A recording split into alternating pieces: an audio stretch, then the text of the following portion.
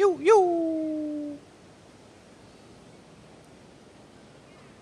want to get together with you and talk about this because it's kind of this black hole for me, and there's so much mystery behind these existential questions or existential thoughts about being or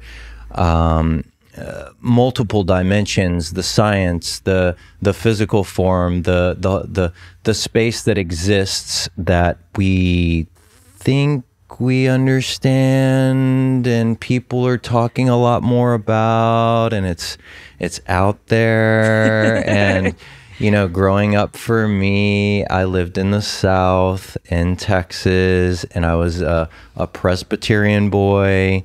But just blocks down the bayou were some folks that were into some voodoo shit, kind of. You know what I'm saying? Some really cool spiritual stuff. And we were always so curious, but the fam was like, off limits. Them the crazy folk. They're going to hell. You know what I mean? Oh, because, I mean, but it was right there. Right. Okay.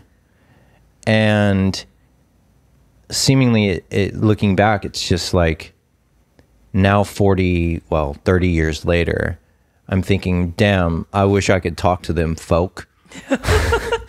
You know, maybe those folks had it right. And a simple conversation would have enlightened me at 10 years old and maybe, you know, change my condition for an entire life and change the way I think about things and believe things and see myself. Right. But here we are now. In this present moment. Exactly. Having a conversation with you, Meg. I hope that this discussion will help me and folks that tune in to understand a little bit more about how we share space with each other and how we share space with maybe things beyond what we see and feel in our physical form. Right. So, thank you again. And I grew up in an atmosphere very similar to you. I grew up in a Lutheran Bible school and a Lutheran church. And, you know, that was my entire existence. Most of my family is evangelical. Or Catholic, and then some Mennonites, Jehovah's Witnesses. So I totally understand that. And what I can say is that one of the smartest things I heard was from a pastor at said Bible school said to me, which someone was shooting him questions about other religions. Someone was really grinding his gears and challenging him, and he was the coolest dude. And his response to that question was, God isn't stupid. We are. God, no matter... I can agree with that. Right, God, no matter how you want to conceptualize God, knows how to get to every single one of us. And if that is through voodoo, if that is through Hinduism, if that's through Taoism, which technically really doesn't even touch that, if that is through this, that, and the other, fantastic. God isn't stupid. We are. And in spiritualism, our definition of God is, because anything else would limit the power of God. Anything else would limit God. And how unfair how unfair would that be? Yeah, right. Right. But then again, we're the stupid ones, right?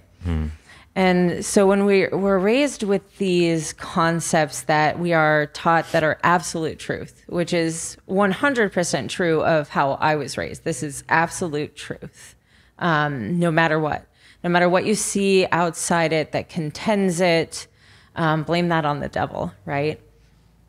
That's in a lot of ways where we went off-roading with spirituality and religion in general, is saying this is absolute truth. I am absolutely right and they are absolutely wrong. And so we created, like we create with most things, this insidious competition for who's right. It comes back to that famous saying that rings true with me, is that the questions in life, in our existence, unite us, but the answers divide us.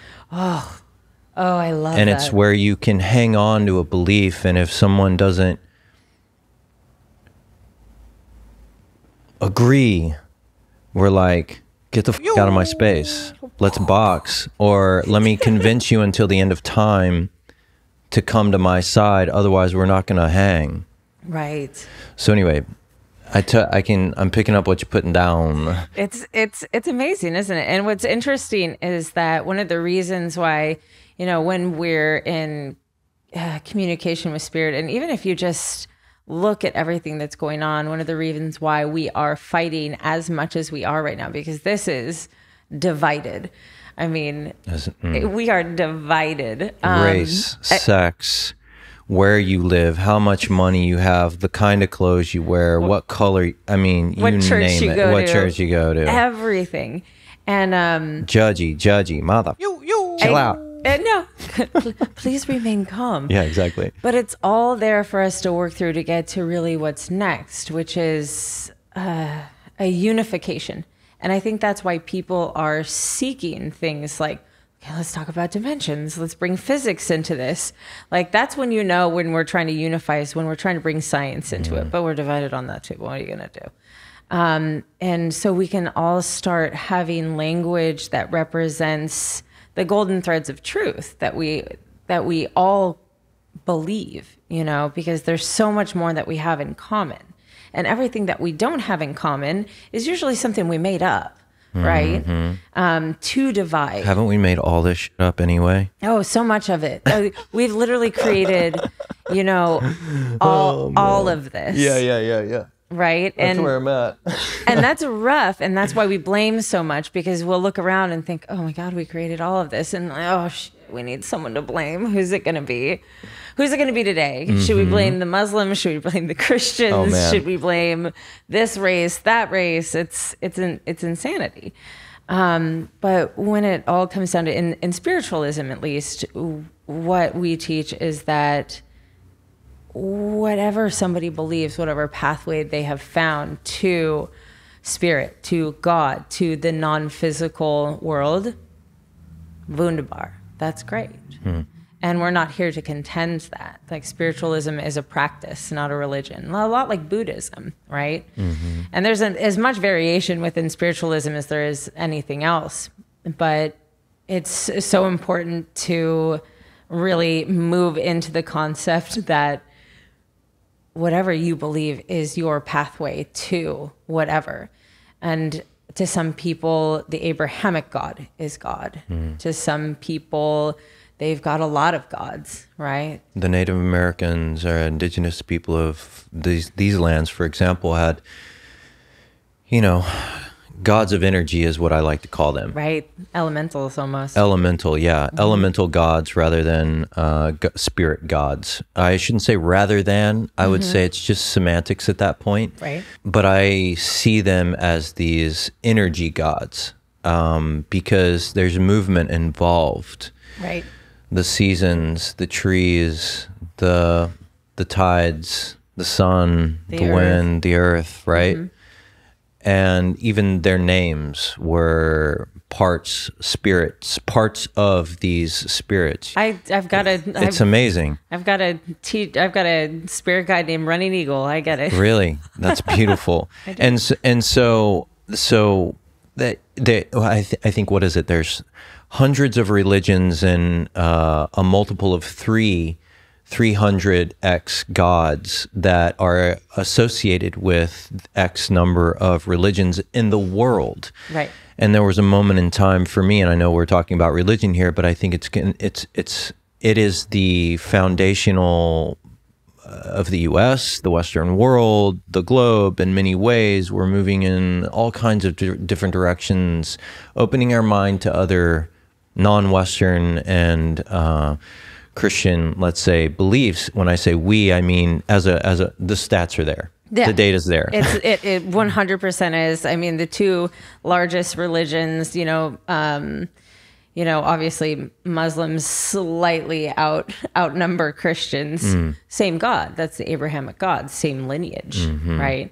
And so that takes up a massive chunk of the world. Absolutely. Yeah, absolutely. If you follow the money was a large sum of money was going there. And if you follow the money now, more money is going towards actually spiritual stuff like, what we're talking about here. And look, folks, it's not that I'm personally, or we're talking about one way is better or whatever. We're saying this is, like you said in the beginning, whatever your way is, we're all, not that you made it up, guys, but like what resonates with you and helps you and supports you through whatever it is you're going through. If that feels right, I love it. Let's talk about it. I think that's cool for y'all. I want to understand. Maybe it can help me too, wherever it's from.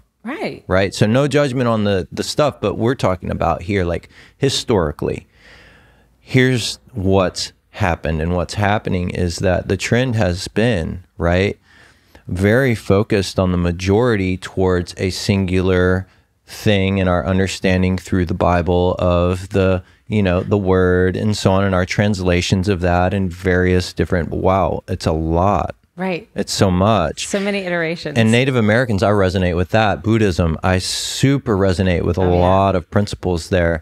And so I'm kind of like at this point in my life, picking and choosing, not saying there's not a God. There are sometimes, like I believe that we are acting as gods in some capacity, if not are. I don't know where I stand on all this, and I'm still really working and figuring it out. But I do believe that the God is part of us, and we are part of it. 100%. And therefore we are. Yeah. Right?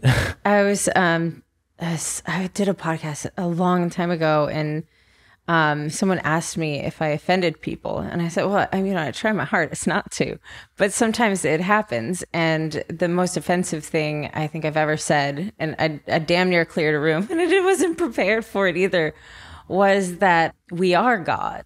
You are God. And even if you go back to that, God can be anything, right? And we are a huge part of that. I think we're working our way kind of out of major religions, not because we're forsaking them, but because that's our pathway. If you think about the history of humanity, and we think of, especially the Abrahamic God as being such a big deal and being around for such a long time. But if you think about the history of humanity and the religions that have been practiced along the way, Christianity is a blink of the eye. Totally. It's a flash. We go through phases of understanding. I call it phases of the gig. Phases of the gig. Do. And that's all it is phases and coming into new levels of understanding of what the is going on. Totally. Because that's what it really, I mean, a lot of people feel that science and religion are in opposition. In some ways they are. But if you really think about it, religion and science, spirituality and science, we are the ones who take care of the what the Totally. And whatever science can't do, spirituality is like, I got it. Let's figure out what the Totally true. And totally true. And so that's a great segue. So what the Meg? So let's talk about what the Meg. Seriously. Like, so what are we really talking about? Right. Like, how does it work? What do you do? What are you doing? Did it find you? Have you been this, obviously you were, you told me a little bit in the beginning before we were kind of discussing that what your background was. Mine was Presbyterian, growing up in the South. Just down the street in the Bayou was some really cool, some voodoo weird, which I called weird, and they said scary, don't go there. Right. But it was on the Bayou right down the way, and there were beautiful, beautiful, loving, kind, wonderful people that would give you the shirt off their back, the last shrimp in there, and crawfish in their fridge on the deck. Like, oh yeah. They were wonderful, but their belief system was so different. You weren't allowed to go there. So we all have these upbringings, etc. Were you born like this? I don't even know how to ask you, but no, that's fine. What I usually tell people is that once I knew I always knew. Once I knew that I had always known. Cool. And I grew up knowing that I was very different from people, and which was an interesting pairing with the fact that I am an extrovert. So although I knew I was very different from people and I couldn't necessarily put a finger on it, I also crave people. I want to be around people. Are my favorite thing on the face of earth. Like, I can't think of anything else that I love more. Girl, we high five on that. Seriously, like, I love people too. They're my favorite. They're the best, right? We're the best. And so, I mean, there's all these things that I just thought I was, because I was weird when I was little. Like, if I was ever around someone who scared me or who I didn't fancy that much, which is super rare if I don't like a person. Like, I can literally count on one hand how many people I have disliked in my entire life. I find that to be kind of, it just very rarely happens. But if I was around them, I would intentionally not think, or I would think about, this is like way personal, everyone. I would think about the Care Bears. That was my go-to if I was in a stressful situation when I was a kid. Children of the 80s. Yeah. 81. And 83.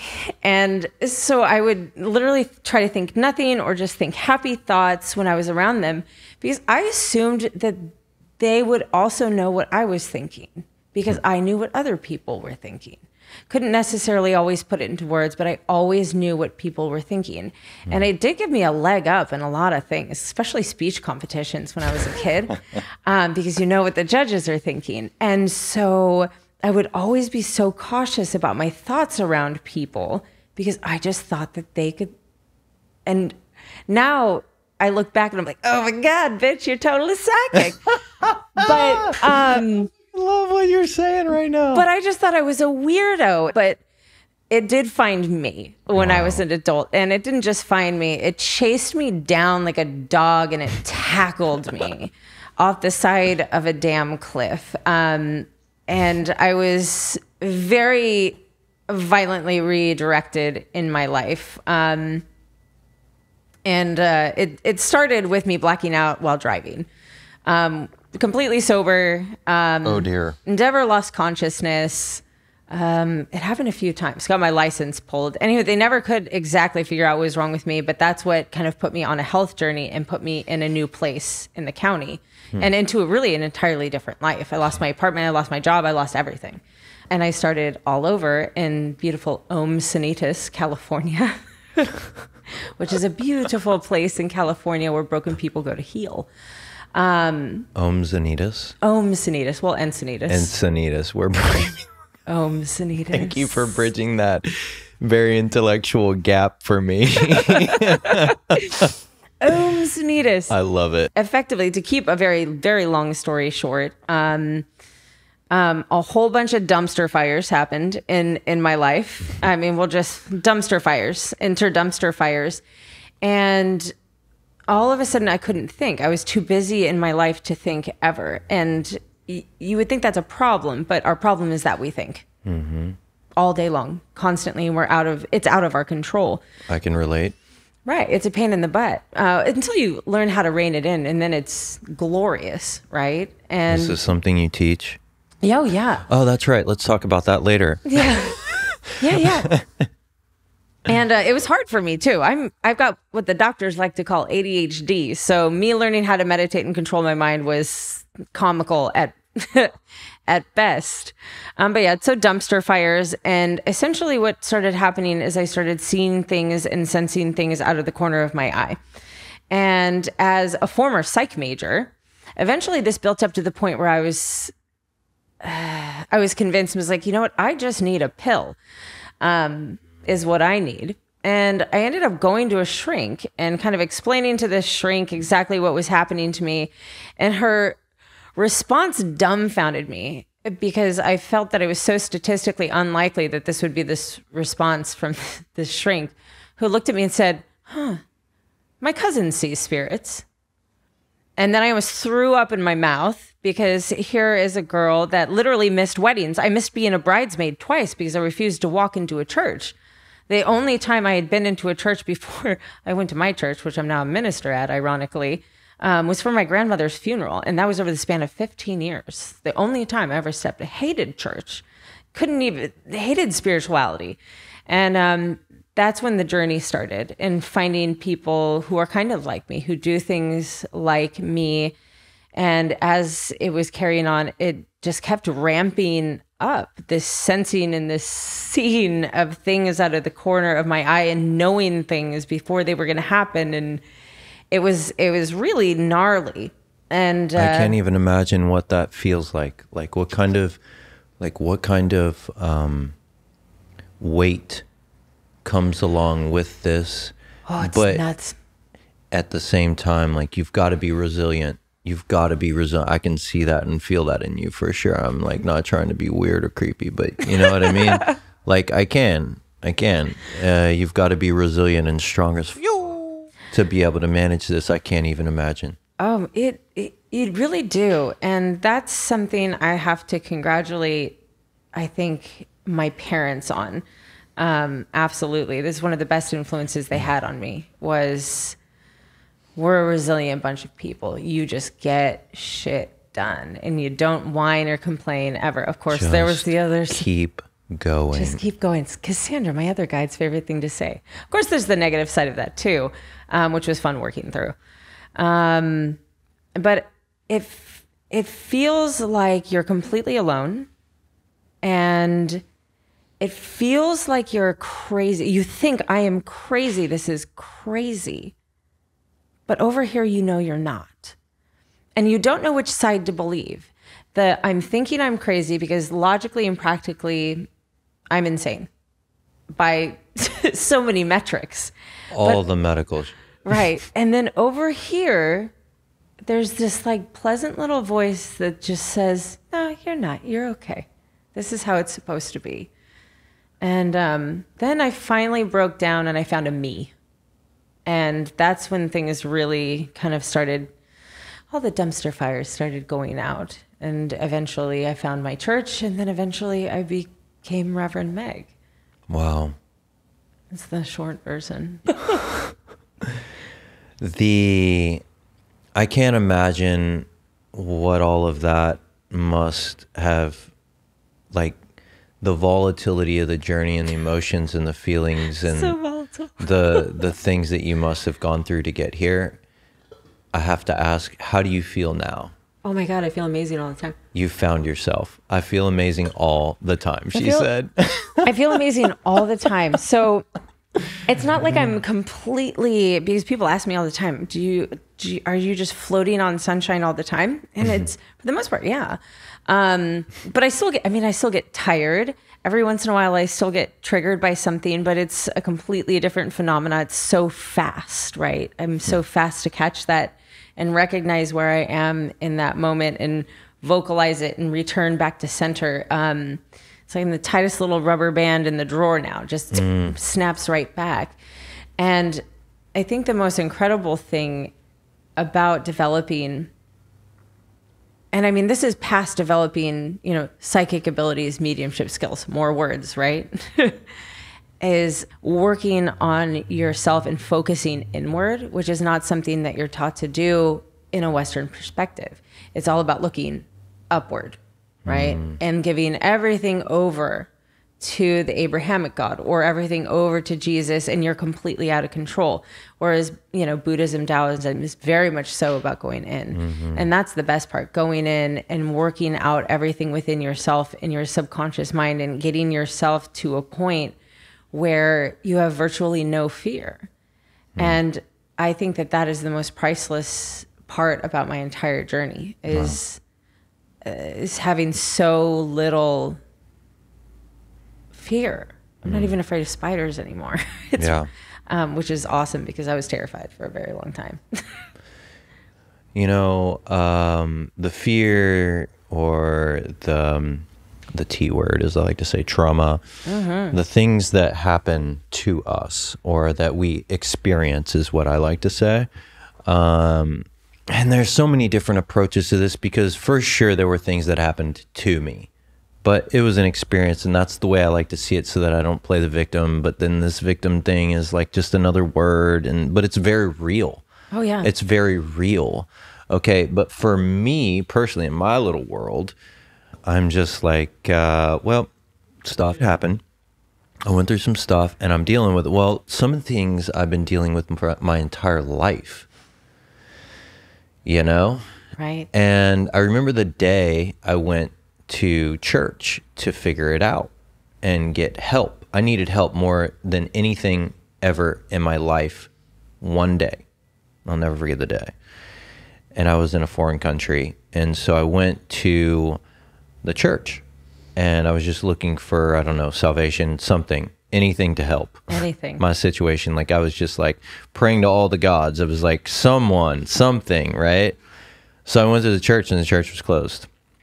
And they had a sign on the front of the church and it was like all these different religions that the same chaplain would preach to. Oh, I love that. I never was exposed to such a thing. So bear with me. So I'm like, the same dude is teaching and preaching 5 different religions here. At the time for me, I was like, he's not going to have the answers for me. Like, I can't connect with him. I'm a Presbyterian and he's teaching to all these other guys. Like, that means he's a fake. You know, he doesn't believe what I believe if he believes in this, this, this, and this. So I can't go talk to this guy. Right. That was my mindset. I'm not going to lie, how shallow, right, at the time. But I was like, that's just the way I was conditioned and raised. Like, I need Jesus. And right. I need a Presbyterian. I need a Presbyterian, you know? And so I had to turn around because he wasn't there. Nobody was home. Knocked on the tent. Nobody there, you know? And so I had to go figure it out. I had to work it out on my own. And I never went back to a church after that again.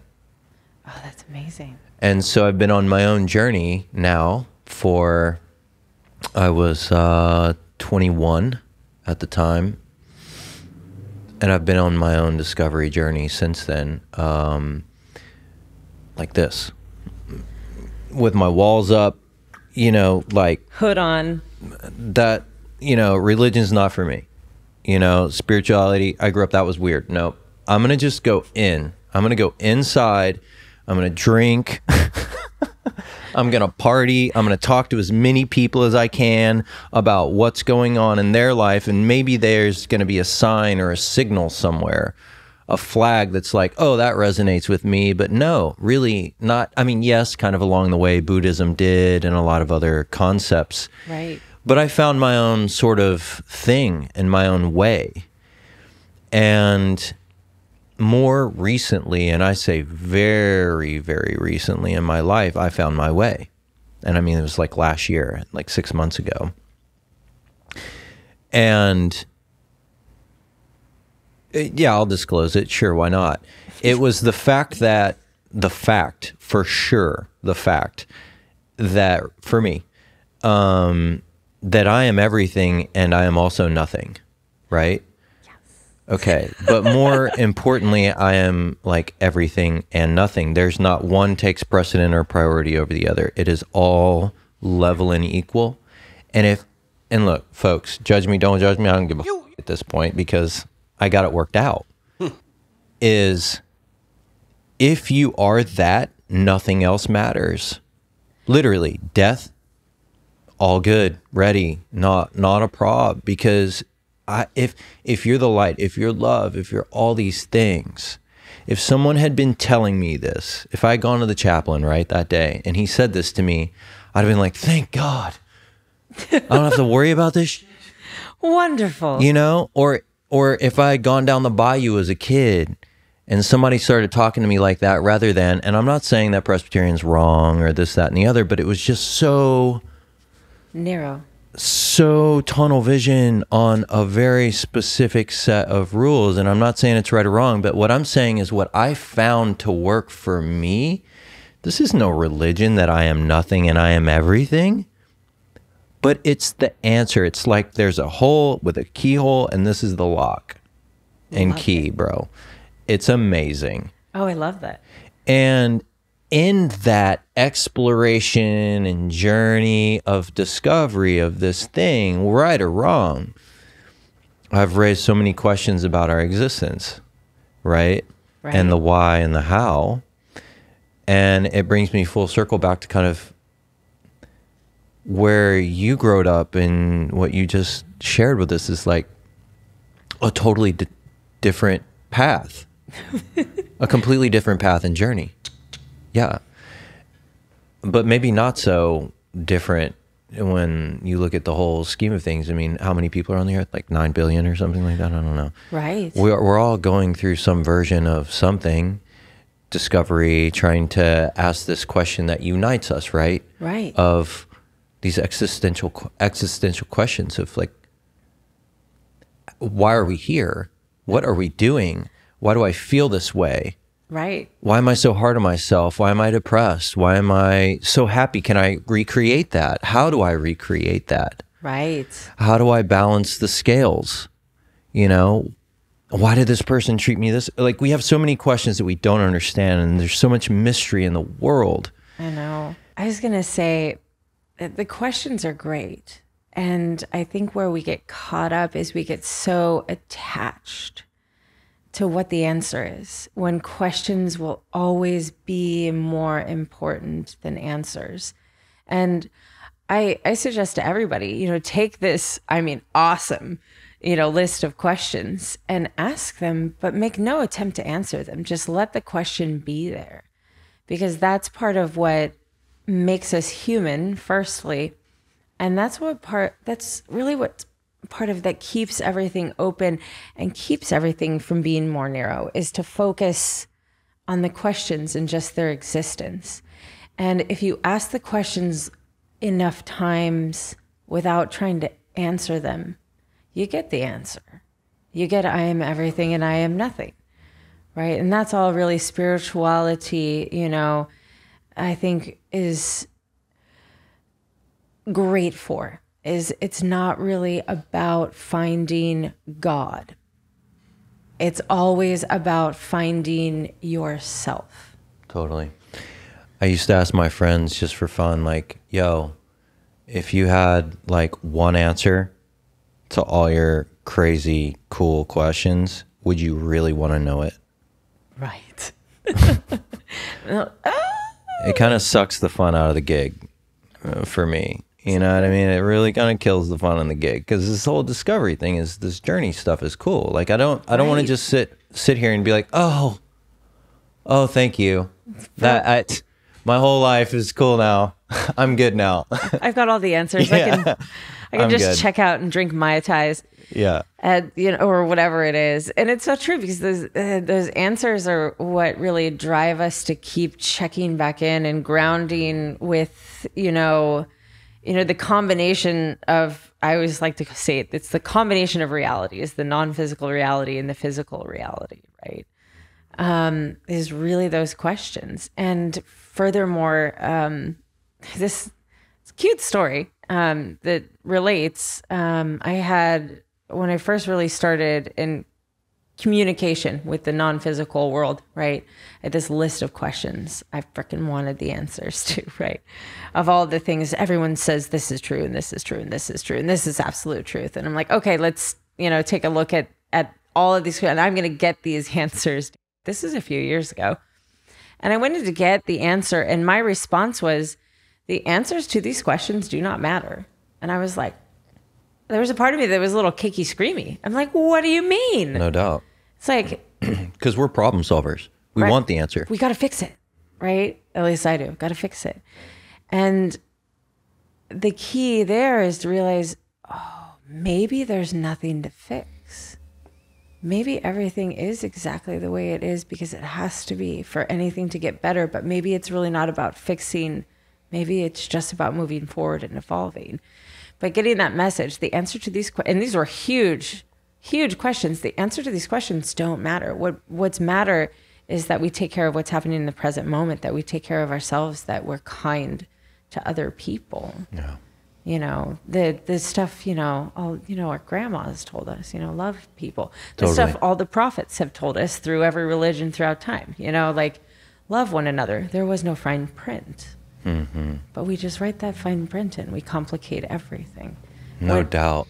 And I think part of what was it, Dave, what was it we were talking about at lunch today? I was like, which part? Yeah. Talked about well, I was like, I was saying something about our it's like the chase. Okay. So here's what I was thinking is relevant to what you're saying is that we're not the chase or the discovery or the problem solving piece, right? We're constantly trying to solve the problem or find the answer, to your point. But is it more because we're trying to experience rather than, or chase the experience, or living life to experience rather than just experience it? What did I say, Dave?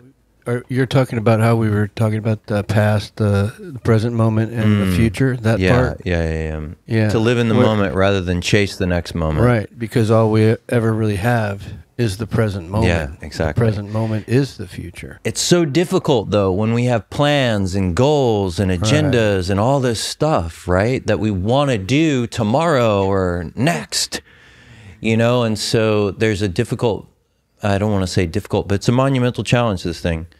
But it doesn't have to be, I don't think, if you get in flow. And I was just going to say, it's all about flow. You got it. I think we might be on the same page. So all this stuff, this debate about like the stuff, what are you doing about this? You have a program.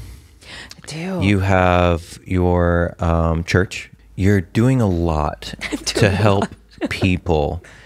And I can confidently say every video that I have seen, every word that I have read on your website, and I mean this from the heart, has moved me and also informed me in a technical way, which is very important to me. The way that you come across is as an educator, right? Like someone who's really educating people on a way to think about things maybe a little differently, but you have a team of people that come with you. I do. It's amazing. Talk to me about this. Please, because I am so number one, impressed and moved, and it's helped me. And we haven't even had a session together, and I haven't been in your program, the Genesis program. Genesis. Tell us all about it, please. Okay. Yeah, Genesis, I just started the new one too. And Genesis is really about getting into you and taking out everything that's not you. Understanding your animal so you can free your spirit. And that's the best way to understand your biology, understand why you're thinking the things that you're thinking, why you have the same repetitive negative thoughts. Understand where it's like coming from so you can slurp it out, release it, heal it, so you can come into closer connection to the non-physical, whether or not that's your brigade, your posse of, dead folks or whatever, or your spirit, right? Because we think about the spirits, the woo outside of us that are haunting houses and right. But we forget that there's one of those in here. And I try to stay away from these words as much as I can but you can't get too far away from them because that's how people understand these things. You start saying non-physical entities around people and they're just like, huh? So you got to accommodate certain things. So that's what Genesis is. It really is understanding the animal so you can free your spirit, so you can become better connected. And when you say the animal, you mean this thing? This bag of bones we be walking around with for the vessel. Evolutionary. Yeah, meat vehicle, yeah. I like the way you approach it and call it the meat vehicle too, and the way you talk about it, because evolution, physical form as evolution has had a huge effect on the way we behave. Oh God. And what we think we know. Oh yeah, I know. And so it's a little deceiving sometimes, but what a badass thing we get to carry around with us. It's awesome. But I try to help people find the balance too. I think because when a lot of people are thinking about spirituality and going through awakenings or whatever you want to call it, whatever, your come to Jesus moment or dark nights of the soul or, whatever words that you have, we're almost always all saying the same thing, just with different words. And then we get in fights over the words. It's great. So true. It really is fantastic, and I think that's where I have an advantage with a lot of people is that I'm familiar with a lot of different languages around this, and I don't have any damn judgment because this is your meat vehicle. This is your life. But in those moments, people have a tendency to really shy away from what's worldly. They have a tendency to shy away from the body and the this, that, and the other.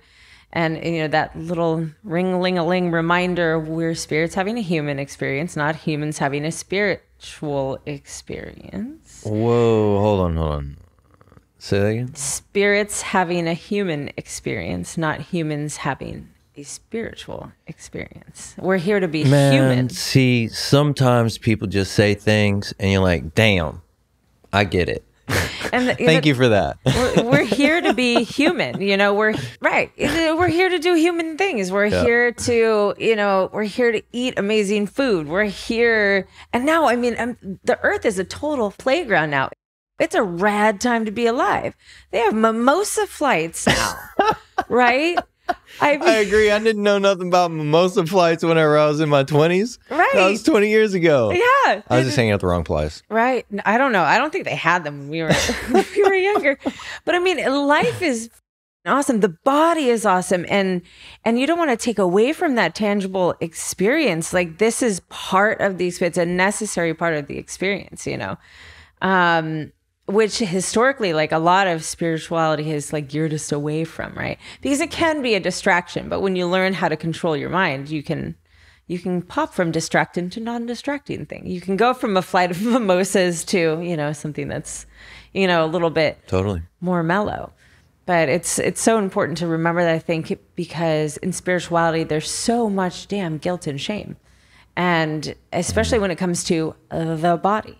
Think about all the body shame that we have. It is 100% unequivocally only because of religion and spirituality. Yeah. Which is a bummer, because this thing's pretty cool. It's the best, sexiest, coolest, most functional, capable thing ever. I pick it. I'd pick it. Like this is better than a Tesla. It's awesome, right? We get to it created the Tesla. It created the therefore Tesla. It's the yeah, it is. So and we teach a lot of balance in that in Genesis too, and I try to help people keep that balance also in my one-on-ones. A lot of my time is spent in one-on-ones with people, with the posse, the brigade, which is interesting how easily people adapt to that in sessions.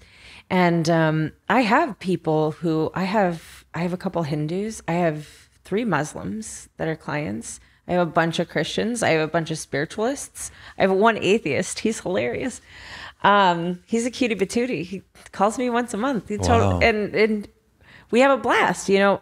And it's interesting how easily people sink into it when there is no guilt and there is no shame, and they don't think, oh my God, I'm going to hell. That's the number one, is your condition, right? My condition makes me believe that those folk down the way in the bayou were crazy. Right.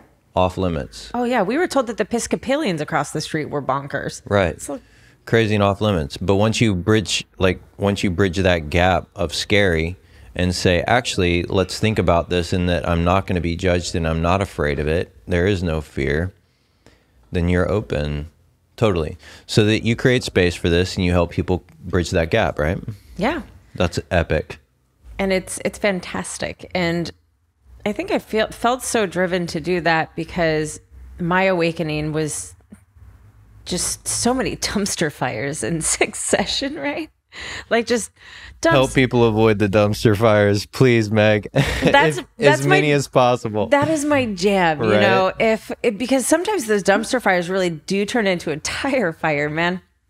And so, like, that's my gig. Like, if I can go through everything that I went through, and I can find an easier way through, wunderbar.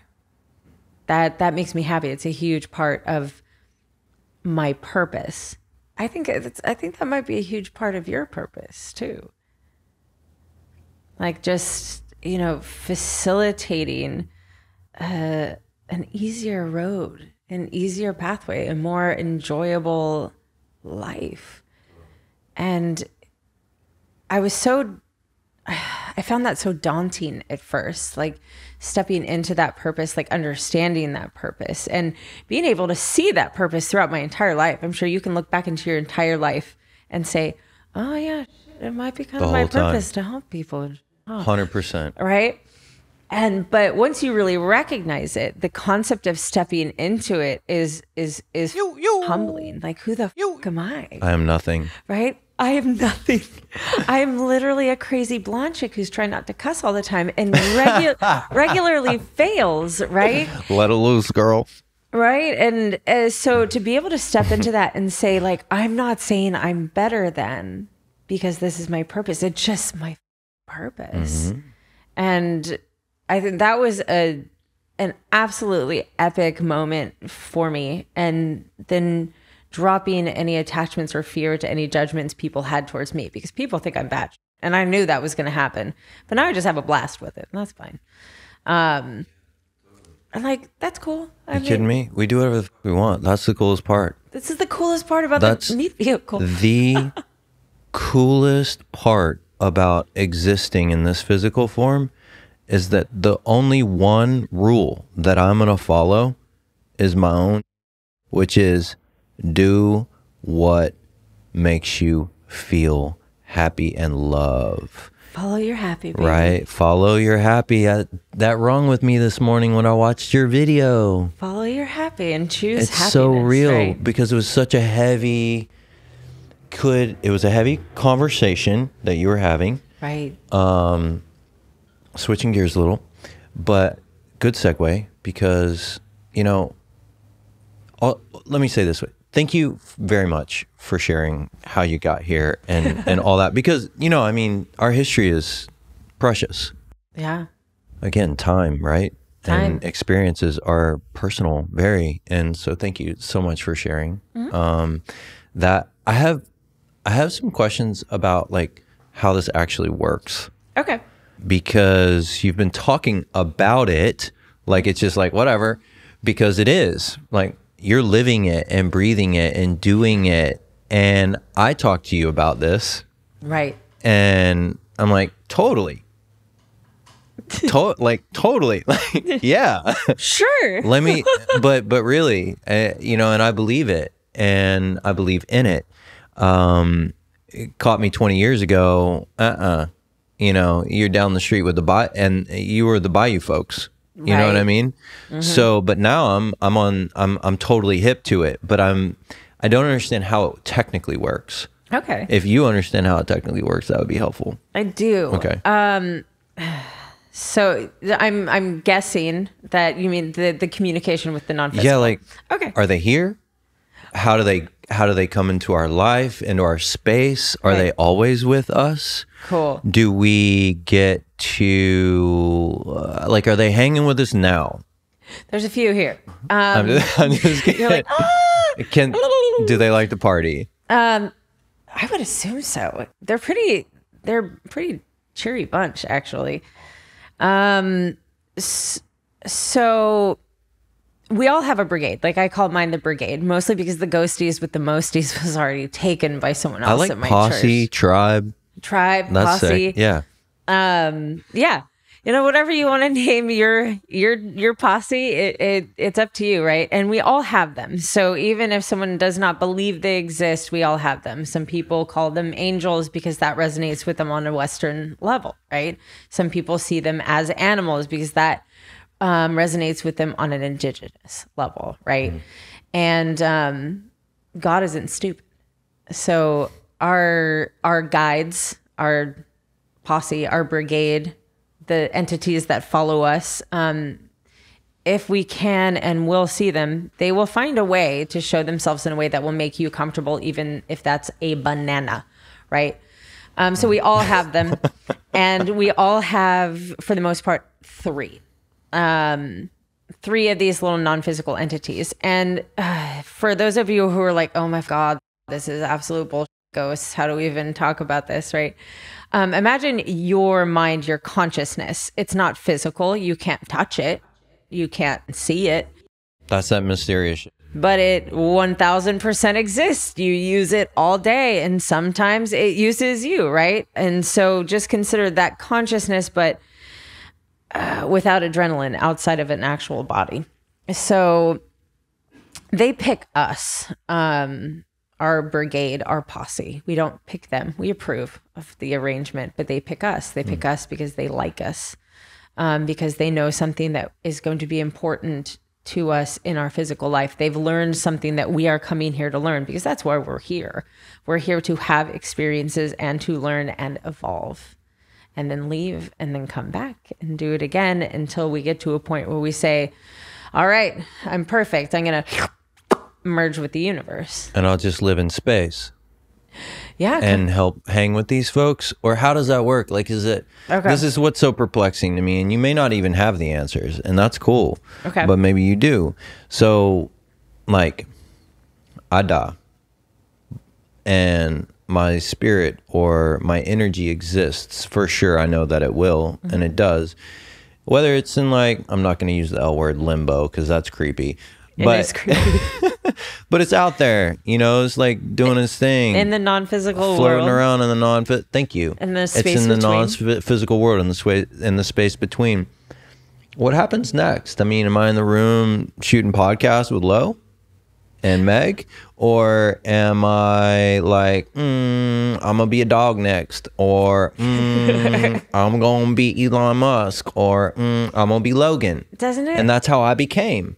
Right. So doesn't it feel so tempting, though, to come back as a dog? Because I think about that all the time. To some hot chick. You don't, yes, for sure. Walks on the beach. I know. I'm sorry, but yes. A North County dog? Yeah, are you kidding me? Epic. Bitch in life. Yeah. But we don't go backwards, unfortunately. We would... Oh, really? We don't go backwards. Dang, We only... Someone else said that to me. That we don't go backwards. And I was like, shucks. I mean, in theory, you could, but imagine your consciousness, the human consciousness, which is at this point in time in history, the most expanded consciousness that exists on this biological plane. And imagine it's in a dog. Nope. You would... You would dogs. freak out. You Yeah. would f the dogs up. And like, dogs would no longer be cool anymore and Right. fun. We would we would dogs up, Dogs. man. It's so messed up. I don't want to do it. No, you can't. No, I don't want to do it. No Okay, one can. I see your point. Damn it. Right. Perspective. Right. Okay, I'm so ready. we do only go forward. So what happens is, and you hear a lot of this in near-death experiences too. So your etheric body, your energy system, your whatever word, your spirit, whatever word makes the most sense to you and doesn't, appall you, essentially detaches from your body, starts going back into its non-biological form, which is essentially the energy it wraps up into, like, essentially, I like to call it a wobble. It's just non-visible, non-physical energy that wraps up essentially into an orb, but it's kind of football-y. Eventually it will wrap back up into that. When you cross, your consciousness will come into contact with your brigade, your guides. They will be there. Depending if you're, for instance, someone who doesn't believe in that sort of thing, usually the first thing you're going to see is a loved one, and they're going to be projecting. But what's interesting is that you won't see, because you no longer have eyeballs. So you will sense everything. But they will be there.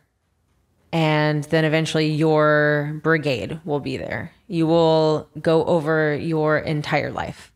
And that can take, because there's no time on the other side, because time is just the... I don't even think time exists. We've created that shit too. Right. All it is the effect of space and matter. Age. Biological degradation, right? Biological age. That's the only reason time. And we got to farm things, so we need to know seasons in order to, like, build stuff and create crops. And so we need time. But time's important to exist in the physical form.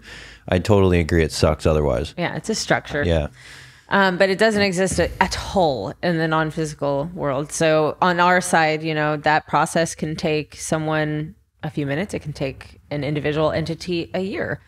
It just all depends. And then what you do after you review your life, you say, okay, well, I nailed that. I missed that. Cool. So now I have these other pieces to this grand puzzle piece that I'm creating. Dang. Which is experiences and knowledge, essentially. Okay. And maybe you choose to get back in there. Maybe you don't. Maybe you wait 100 years. Maybe you wait 5,000. Maybe you decide that everything else you want to learn is just from the other side, which is much more hospitable for the most part.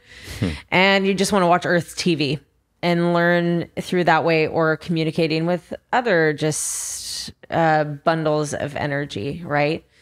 And at some point in time, every energy-based entity, every spirit, let's just say, because that's an easy one for people, energy ball, whatever. Wobble. A wobble. Determines, I've done it all. I'm perfect. I feel good, complete. Yeah. Complete. And so in that point, that particular entity can choose, well, I'm going to hang out and help some folks out because we fucking need it. Or no doubt. Right. Or they're like, you know what? No, I'm done. I'm just going to go like Buddha and literally merge with the universe, which is the end of individual consciousness. So that's a huge deal, right? Can you even conceive of that? Your consciousness just not existing. And that's the ultimate detachment, right? That's what the Buddhists are after. And that's nirvana. And in Buddhism and spiritualism, it's merging with the universe. In Christianity, before it was altered, it was God's head, becoming one with God. Just the end of the individual consciousness. But at that point, you don't care. And the reason why is because when we're in the non-physical world, there's no bodies, there's no brains, there's no hormones, there's no chemicals, there's no fight or flight, there's no fear. All of that is human. And so that's probably the trickiest thing to teach or to watch people discover and kind of really grapple with, is that they aren't human, right? They don't have bodies, they don't have hate, they don't have anger. They don't have any of that. They don't have fear. They don't have adrenaline. They can't have fear. It's just all pure intelligence and consciousness and love, because that's not an emotion. It's an energetic phenomenon. We are nothing and everything. We are nothing and everything. And so that's one of the hardest, especially a lot of people who want to communicate with people who have crossed over. And like, my first response always nearly out loud is, are you sure? Why? And that's the most important question to ask someone in that state. And I've refunded people money who have booked appointments for that purpose. And I give them a ringy dingy. I say, hey, I just refunded your appointment. And I want to talk about why you want to talk to somebody who's crossed over. Why? And they're usually looking for absolution, right? Tell me that you're not mad at me. Tell me that you're not like, tell me why, tell me all these things. But mostly it's people looking to hear, oh, I love you and I loved you when I crossed. That's heavy. And it is heavy. And a lot of... There's so much in that individually. Right. And a lot of mediums, we're going to put this one in quotation marks, that's what they prey upon. Right. And so I very much so prefer not to do it. I mean, does it happen? Absolutely. Especially with my regulars. But it's never something that individual entity can actually offer that individual. It's something that is broken and needs to be healed within them. And they're still projecting it onto this person. And where would my integrity be if I allowed that to continue? Mad respect. Mad respect. Woo. Heavy stuff. It is. It's nuts. It is. Heavy stuff. You were talking about sessions and et cetera and being a medium. What is that like? And are you channeling? Right. Is it, I mean, they're talking to you and you're translating. Is right. it, and I'm asking you, and I hope that you don't think that it's coming purely from a curiosity perspective. It's because I think you're dope as fuck. And I want to understand more, not out of a sense of curiosity, but like a sense of completeness too for me, and to get to know you better. Right. And also help folks get, so like humbly, I would like to understand the mechanisms a little more. Yeah. Because that's easy. A mysterious thing. Oh, it's so fun for a lot of people, right? So I'll kind of just I'll nutshell it, and then I guess we can we can go from there. And what's fun is that when you start explaining this, this is when people start realizing, oh shit, maybe I have been in communication with the non-physical world, right? So in a nutshell, how this works is that there's a wobble, right? There's a non-physical entity. This non-physical entity will essentially manipulate your central nervous system. That's how the communication works. It's always a manipulation of the central nervous system, and it is always a translation of energy. So this energy is delivered into the central nervous system, and it is translated from energy, right, into words or images or whatever it might be. So in a nutshell, that's how it works. It's a manipulation of the central nervous system that involves energy and a translation. And then once that translation is complete, mission complete, you deliver whatever it is. And I understand the way that I understand the nervous system to be is sort of like the pathway in which that all of this stuff moves. And this stuff being our own energy and spirit and being, outside of physical being. So it's not so far-fetched for folks that haven't really talked about or thought about this stuff before to maybe think that, like, just simply put, if you exist, this exists. Right. Your nervous system is built to move energy through your body, called your own soul and your own, maybe not your soul, your own spirit and so on. I don't even know what the difference, to be quite frank, soul and spirit and so on, these words get me so many words mixed up. But it's not so far-fetched to think that this is what's going down. Oh, yeah. And anybody could do this. Right. Or no. Almost anybody. Almost everyone can do this. Almost everyone can. The key is the first step is being able to control the mind, to make space for it, right? Because otherwise, you just have these thoughts that are going constantly, and there's no way to get in there. And we have intuitive thoughts all the time, but we don't necessarily think of them as intuitive thoughts. They're the thoughts that you don't have to think, the ones that just show up, right? Ideas. Usually there is an entity that has something to do with that, whether or not it is yours, right, that's living in your meat vehicle, or one that is outside of you. Wow. So cool. It is cool. And it makes sense. That's so cool. So how did you, is there like a first time that happened by choice? Because you've got to practice. You've got to bring your mind open. Right. Yep. I'm sure it's a heavy practice. And I'm also curious, and not about your own experience if you don't want to share, but there's also through the legalization of psychedelics and a lot of buzz, and I don't want to make light of the buzz. I mean, it's all very relevant, and I'm stoked that these things are out there and exist to help people open their minds or, unblock things in their nervous system to allow them to see things different, and it's all kind of coming together in this time that we're in, which is really beautiful. Technology, the sharing of data. I mean, we can all say the shit about media and all that, but let's be real, like fiber optic passing of data through lines across the world and sharing of information is pretty dank. Yeah. And the fact that we're able to sit here and have this conversation about this probably, without all that, we wouldn't have made any of this possible. Right. And so I'm kind of curious as all of this comes together and kind of comes to a head, and the legalization of things that help us sort of bridge the gaps and come closer to understanding these things, right? Right.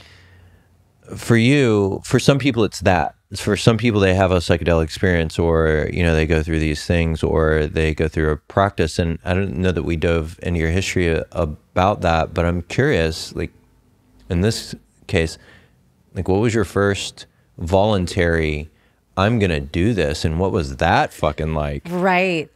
It's so funny because it's initially, it's frustrating because you're like, why does it just happen so clearly on accident? But when I try to do it on purpose, it's not really working. Yo, it's like a superpower. You're like a superhero or something. But I don't mean to make light of it, but that's serious. That's the way I see it. It's nuts. So it's nuts because how they're working with, especially if they're trying to get your attention because they are, and this is part of your purpose. They just find those spaces in your thoughts, and they know how to just go bink and kind of pop in. But getting yourself to that space intentionally where you have no thought and your emotions are completely stilled and you're open and completely vulnerable and receptive, that really is the practice, right? And that in combination with over here, which is usually avoided, I would say most of the time avoided, is being willing to check yourself on delusion, right? And to be willing to do that openly without beating yourself up. You know, that the human mind is a toddler. Like, it's okay to be okay with checking it, right? But people take it very personally. So the first time I went in and very intentionally got something it was out of this world. I didn't really know what to do with it because I'd been avoiding it for so long, even though it was following me. And it was really easy.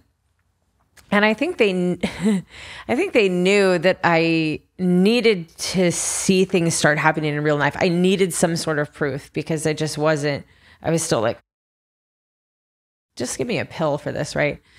And I remember everything that my little dude, Paul they all have names. They all project a certain way for certain people. They don't project for me anymore. They're wobbles now. They don't actually have names. They don't actually have sexes, but this helps us identify them, right? Paul, my little dude. And this whole scene he walked me through, and I felt like I was in a dream, but I was awake.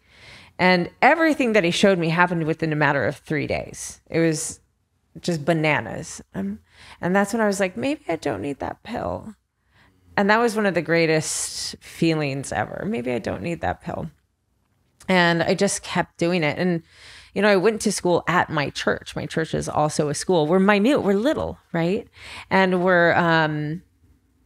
don't advertise. We don't have the big flashy rock bands and the giant screens or anything like that, right? We're just here for the people who find us. And we're not going to try to do nothing fancy because that's just all distracting. We're here to help you make that road a little smoother and get you a little bit closer. Yeah, so I trained there for, years. I mean, I still do. It's always ongoing. So all of this comes together now, and you have a program mm-hmm. where you can use what you've learned and like your experiences to help other folks bridge the gaps and become nothing. Right, become nothing and everything and love. No, but I'm, you know, look, we can make we have to have fun with this stuff, this life thing. Right. It's so important to have fun with this gig. Oh yeah. And to take things seriously. Some really serious happens in life, really wild dumpster fires that just lose it. Right. And it gets so heavy that sometimes we think that not being here is better than being here because the dumpster fires are everywhere and around every corner, right? And it can be a monumental challenge to be in this physical form. And this church and you in particular are helping people through the dumpster fires. You're like a firewoman. Kinda. Saving people along the way from dumpster fires, if you know what I mean? Oh, yeah. I'm just handing people the hose, man. Yeah, that's what I mean. Yeah. That's cool. And you're doing it through your program. So tell us a little bit about what you're doing. Yeah, Genesis is fairly new. It's a year-long program. And so we just had a whole group of people graduate, and we've got a whole new group started now. And then the middle group, we have the monkey in the middle group that started in July. And it's really amazing. And it was really, it was hard for me to start it. I got all the information from the brigade, and I mean, it's it's a year long. It's 44 modules, right? Wow. That I put together. Holy, that's with so much work. It's so much work. It took a minute to put it together. Yeah. And I got all this stuff from the brigade and put it together, and everything that I've learned through working with people on one-on-one, which is still what I do the most of, is one-on-one stuff. And I have that, and it is so dreamy going through this with people and seeing how people change and how much stronger people feel. And it has nothing to do with me, right? It's all that individual. I'm just here holding the space. I'm just facilitating the program, right? And it's just awesome, and seeing people be able to control their emotions, be able to control their life, be able to control their pathway, to not be afraid, to be more connected to the non-physical world in a way in which they know it's legit. It's so cool. I have that. And then I have a couple online programs, which I think I'm actually, the online courses, I think I just might make free because they're up there. So why not?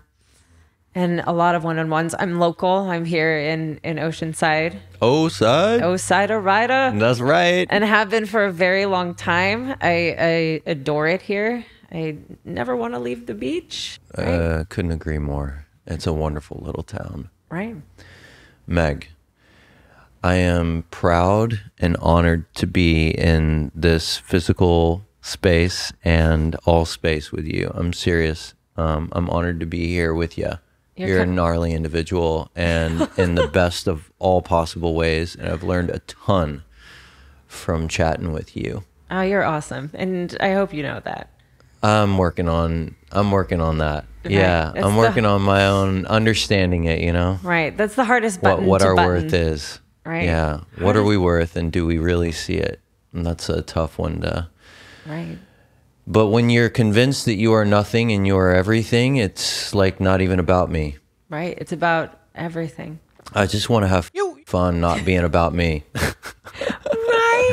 You know? That's the key. I 100% resonate with that, because I'm worldly as and I have no problem admitting that. I am a hedonist beginning to end. I went on a little skinny dip before our show today down in the ocean. I was in my undies, but the ocean was calling to me. I say the ocean, the energy was something about space and time, you know, in a moment. And we're like, it's sunset and all these people around, and I'm parked in a no parking zone. And let me check and see if I have some trunks in the trunk. Like, no. I don't have any of that. I wasn't prepared for this. None of us are prepared for this gig, really. No. Okay? It's like, here's the body. Here's your parents. Hopefully they're cool. Yeah. Work it out. Have fun. But oftentimes, I think all of us are feeling the energy around us, and we're not willing or able to see it or allow it in to also then just be like, in our physical form, and be like, let's accept this. Right. Who cares? Right. Let's go. Yeah. Let's party, man. Be nice, like have fun. Whatever. Yeah, be nice, have fun. Be nice, have fun. And so Follow your happy. I was feeling that earlier, and you know, I stripped down in the daylight and went in the water. It was cold, but it was the best thing. It was the best thing. You know, I do that kind of stuff a lot, and it's been more recent. I would say that I've allowed the energy in space and time to walk me through those things, rather than just like, oh, that sounds fun. You know, it's my idea. No, it's kind of like, it's all happening. It's all at the same time. It's all happening. It's a cool place to live. And thanks again for taking the time to talk to us. Oh, yeah. Meg. Thanks for having me. Cheers. It's a blast. All right. Yeww.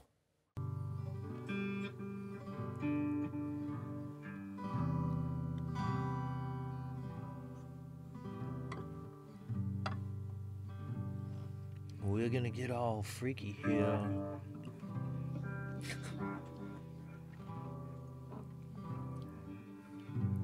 We're gonna get all freaky here.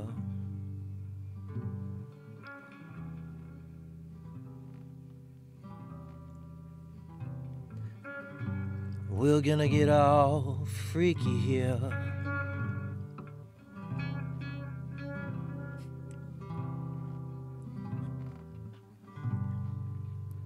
Join us on the deck here in Freaky Town, USA. Just south of downtown Oceanside, CA.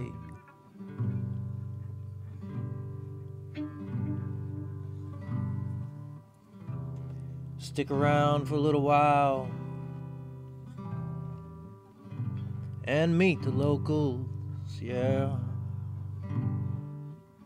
They're a good old crew that's been around a while, yeah.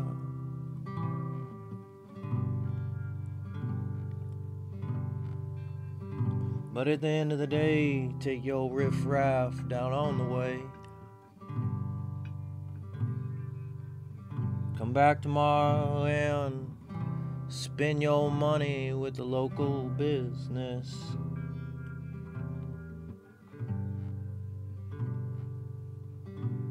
Come on up my way. We show you a good time. Fill your belly with good food. Play on our beaches, but take your shit when you go home. Pretty please. Take your shit when you go home.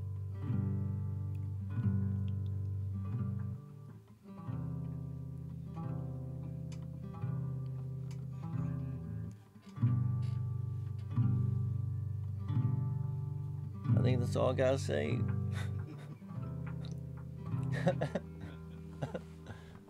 Sorry, I zoned out for a second. Man, I think that's what I needed was a thing. A thing? Yeah, can I get another thing?